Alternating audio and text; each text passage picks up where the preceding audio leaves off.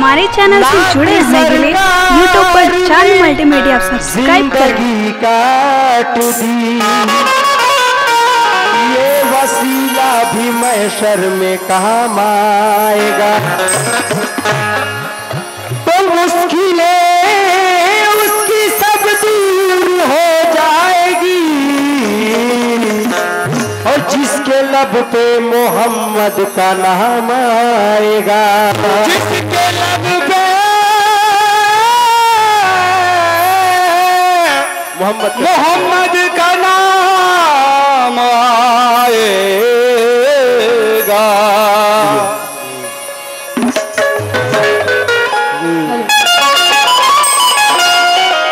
ये हमारे अतिथि लोग बैठे हुए हैं, एक बहुत प्यारा शेर याद आ गया। ये नातिया कलाम है, मगर ये शेर जहन में आ गया, मैं अब तक पहुंचा रहा हूं हुजूर कि भंवर जब भी उभारेगा उभारा दे के मारेगा, भंवर जब भी उभारेगा उभारा दे के मारेगा। हर सुनो ऐ मछलियों तुमको वो चारा दे के मारेगा, और गलत फहमी में मत रहना कि अच्छे दिन भी आएंगे, गलत फहमी में मत रहना कि अच्छे दिन भी आएंगे। अरे बहुत चालाक दुश्मन है वो, चारा दे के मारेगा, चालाक दुश्मन है चारा दे के मारेगा।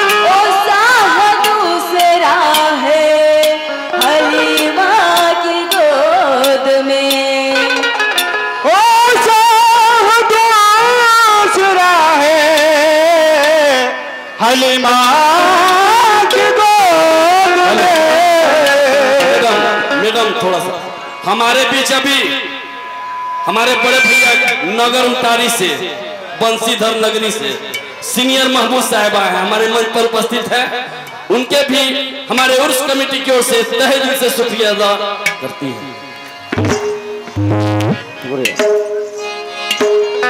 दरूदे पाक पढ़कर अपने दिल को साथ कर लेना, ये बरकत का सबब है, अपने घर मिलाद कर लेना। तेरे ईमान में आने लगे लगजिस अगर मोमिन, तो सरकारे दो आलम का जमाना याद कर लेना। सरकार आलम का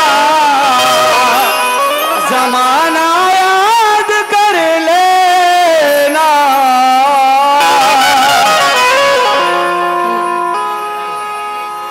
हेलो हेलो हेलो